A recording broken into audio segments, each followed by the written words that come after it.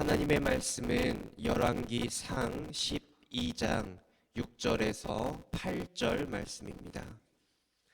구약 성경 535면입니다. 르호보암 왕이 그의 아버지 솔로몬의 생전에 그 앞에 모셨던 노인들과 의논하여 이르되 너희는 어떻게 충고하여 이 백성에게 대답하게 하겠느냐? 대답하여 이르되 왕이 만일 오늘 이 백성을 섬기는 자가 되어 그들을 섬기고 좋은 말로 대답하여 이르시면 그들이 영원히 왕의 종이 되리이다 하나 왕이 노인들이 자문하는 것을 버리고 자기 앞에 모셔 있는 자기와 함께 자라난 어린 사람들과 의논하여. 아멘. 어느 나라 어느 동네나 비슷하겠지만 제가 살고 있는 이 대한민국도 참 편가르기가 심하고 그에 따른 갈등이 참 심하다는 생각이 들 때가 있습니다. 특히나 요즘에는 성별 갈등이 심화되고 있고 세대 갈등이 심화되고 있습니다. 그리고 이것이 정말 잘 드러나는 곳이 정치, 그리고 이와 연결된 투표라는 생각이 듭니다. 제가 투표할 때마다 이해가 되지 않는 것이 하나 있습니다. 많은 사람들이 이렇게 이야기합니다. 우리 지역 출신이니까 저 사람을 뽑아줘야 돼. 우리 학교 출신이니까 저 사람을 뽑아줘야 돼.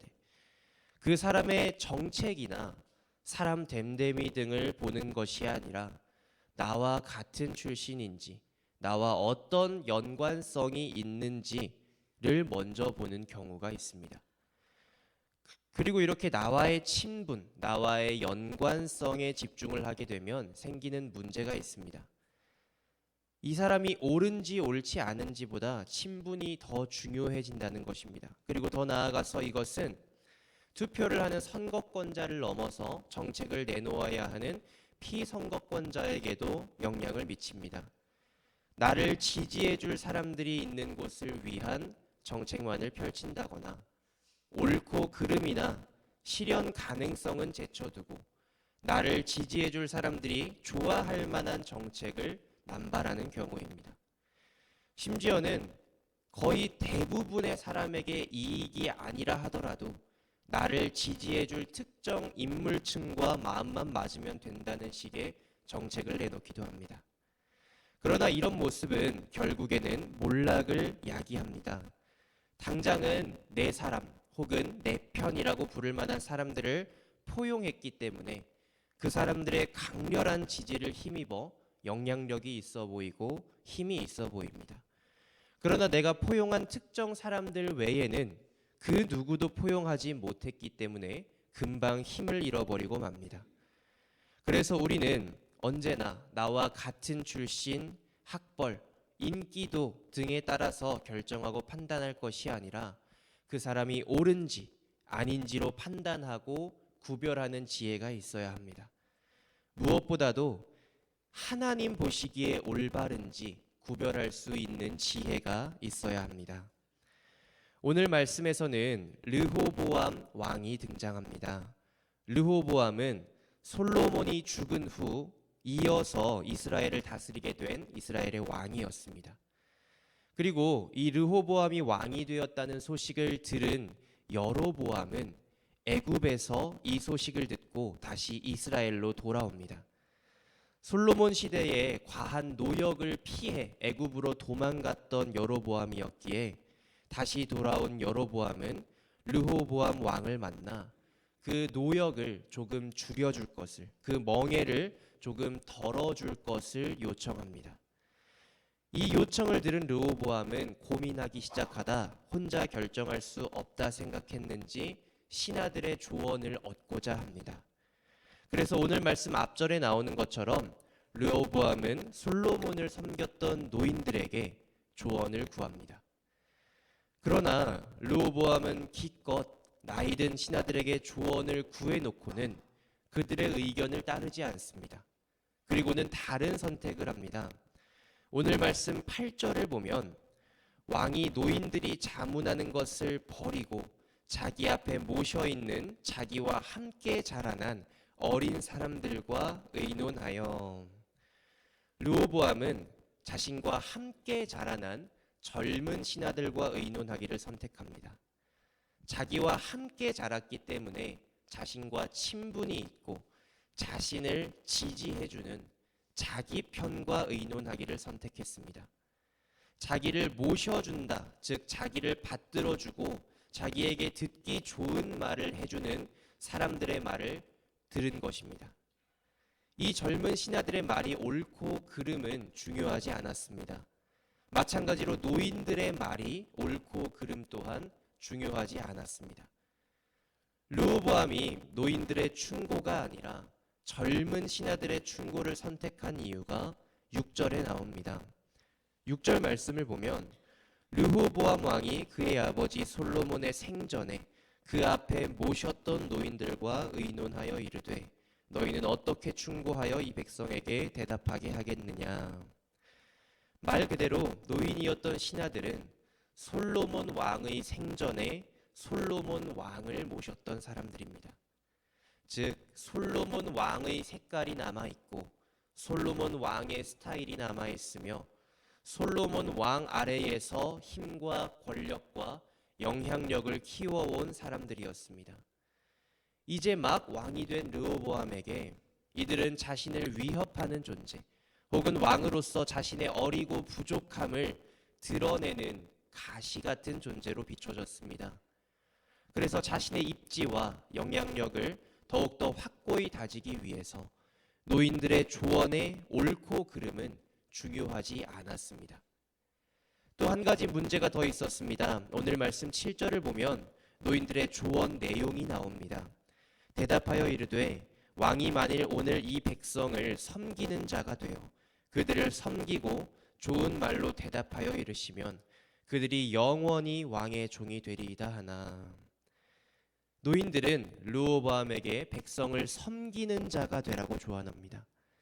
즉 여로보암과 및 백성들에게 지워졌던 무거운 멍에를 내려놓을 수 있게 해주고 오히려 섬기는 모습으로 백성들의 마음을 헤아려 주라고 조언했습니다. 이 조언은 우리가 딱 보아도 가장 정답에 가까운 조언입니다. 왕으로 군림하고 권력욕에 취할 것이 아니라 오히려 섬기고 존중하면 백성들이 다시 왕을 높여줄 것이다. 오히려 왕의 종이 되어줄 것이다.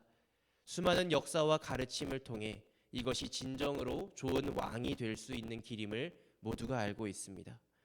그러나 동시에 수많은 역사와 가르침을 통해 이 당연한 진리를 수많은 권력을 잡은 사람들이 살아내지 못하는 것을 알고 있습니다. 이제 막 왕이 된 르호보암에게는 더욱더 힘든 말이었을 것입니다. 안 그래도 솔로몬의 영향력이 남아있는 노인들을 견제해야겠다라는 마음이 들었을 르호보암에게 낮은 마음으로 더 낮아져서 섬기라고 하는 말은 쉽게 납득되지 않았습니다. 그래서 르호보암은 자신과 함께 성장한 젊은 신하들의 조언 듣기를 선택했습니다. 그리고 젊은 신하들이 더욱더 멍에를 지우고 선대왕 솔로몬보다 더욱더 백성들을 못살게 구십시오 라고 하는 조언을 따라 여로보암에게 답을 주게 됩니다. 이 말을 들은 여로보암은 더 이상 르호보암과 함께 할 수 없다는 판단을 내리고 이스라엘의 12지파 중 10지파를 이끌고 북이스라엘을 세우게 됩니다. 이스라엘이 남유다와 북이스라엘로 분열된 것입니다. 이처럼 르호보암은 자신의 이익을 채우려는 욕심과 자기의 것을 잃지 않으려는 두려움에 눈이 멀어 나라를 분열에 이르게 했습니다. 그렇다면 우리는 이 말씀을 마음에 새기고 욕심으로 편가르는 것보다 옳고 그름을 더 중요하게 생각하기 위해 실천할 것은 무엇이겠습니까? 고린도 전서 1장 10절 말씀에서는 이렇게 말합니다. 형제들아, 내가 우리 주 예수 그리스도의 이름으로 너희를 권하노니 모두가 같은 말을 하고 너희 가운데 분쟁이 없이 같은 마음과 같은 뜻으로 온전히 합하라. 고린도 성도들은 사도 바울에게 이렇게 들렸습니다. 나는 바울에게, 나는 아볼로에게, 나는 게바에게, 나는 그리스도에게 속한 자다 라고 분열하고 있음이 사도 바울에게 들려왔습니다. 그리고 사도 바울은 그런 성도들을 책망합니다. 그리고 그런 분열됨의 해결책으로 모두가 같은 말을 하고 너희 가운데 분쟁이 없이 같은 마음, 같은 뜻으로 온전히 합하라 말하고 있습니다. 우리는 한 마음으로 하나님께 속한 사람들이 되어야 합니다. 성도님들, 혹시 어떤 상황에서도 무조건 하나님이 내 편을 들어주시는 방법을 알고 계십니까? 저는 알고 있습니다. 언제나 하나님이 내 편일 수밖에 없는 방법이 딱 하나 있습니다. 언제나 내가 하나님 편으로 들어가는 것입니다. 하나님을 내 편으로 끌어들일 수는 없습니다. 그러나 언제나 우리는 하나님 편으로 들어갈 수 있습니다. 언제나 하나님은 우리의 편이 되어 주시겠다고 그 팔을 벌려 우리를 안아줄 준비를 하고 계신 분입니다. 이처럼 우리가 예수 그리스도의 이름으로 말미암아 하나님의 편이 되어서 같은 마음과 같은 뜻으로 온전히 합할 때 우리는 세상의 편가르기에서 벗어날 수 있습니다. 그리고 하나님의 뜻에 따라 옳고 그름을 판단할 수 있습니다.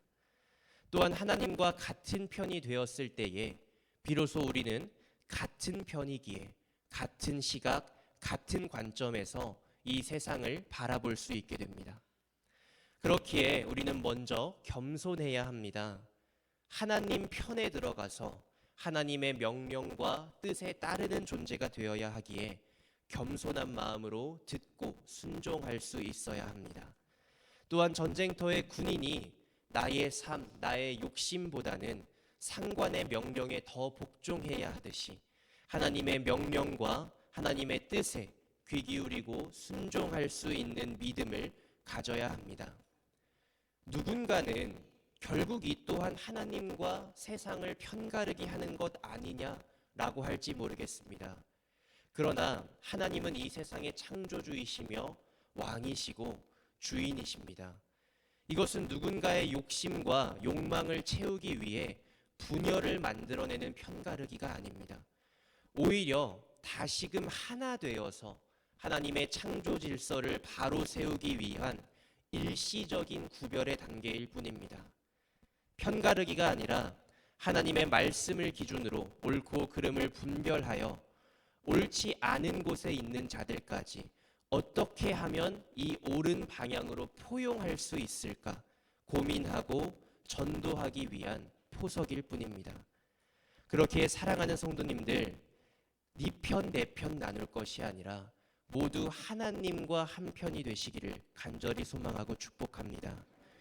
겸손한 마음으로 하나님의 말씀에 귀 기울이시고 순종하시고 이 세상에 하나님의 화평이 전해지기를 소망하시기를 바랍니다. 그렇게 할 때에 이 세상의 혼란과 분열은 잠잠해지고 하나님 나라의 회복이 이루어질 줄로 믿습니다. 이러한 역사의 시작점이 오늘 북수원교회 성도님들로부터 시작되기를 간절히 소망하고 축복합니다. 기도하겠습니다. 사랑과 은혜의 주님, 주님이 지으신 이 아름다운 세상 속에서 하나님을 모르는 이 세상은 날이 갈수록 갈등하며 분열합니다. 그러나 주님, 우리는 하나님의 위대하심과 존귀하심을 듣고 보고 깨달아 알고 믿기에 주님과의 화평을 간구하며 나아갑니다. 내 편을 만들려는 노력이 아니라 하나님 편이 되기 위한 노력의 사람이 되기를 원하오니 주님, 우리에게 겸손한 마음을 허락하시고 주님의 말씀에 순종할 수 있는 믿음을 더하여 주시옵소서. 하나님의 뜻이 우리의 뜻이 되고 하나님의 마음이 우리의 마음 되기를 원합니다. 하나님의 원하심이 우리의 원함이 되기를 소망합니다. 그 기쁨으로 이 세상에 주님의 화평을 전하게 하시고 그 전함에 주님이 동행하시고 역사하심으로 말미암아 하나님 나라의 확장에 쓰임받는 일꾼 되게 하여 주시옵소서. 감사합니다. 주님, 사랑합니다. 화평의 주인이시며 화평의 근원 되시는 우리 주 예수 그리스도의 이름으로 기도드렸습니다. 아멘. 이 시간 우리 함께 기도할 때에 전심으로 하나님 편 되어 살아가게 하여 주시옵소서. 우리 교회가 하나님 나라의 확장에 힘쓰게 하여 주시옵소서. 이 세상이 하나님과의 화평에 동참하게 하여 주시옵소서. 이 시간 주님의 이름을 한번 부르짖고 함께 기도하며 나아가겠습니다.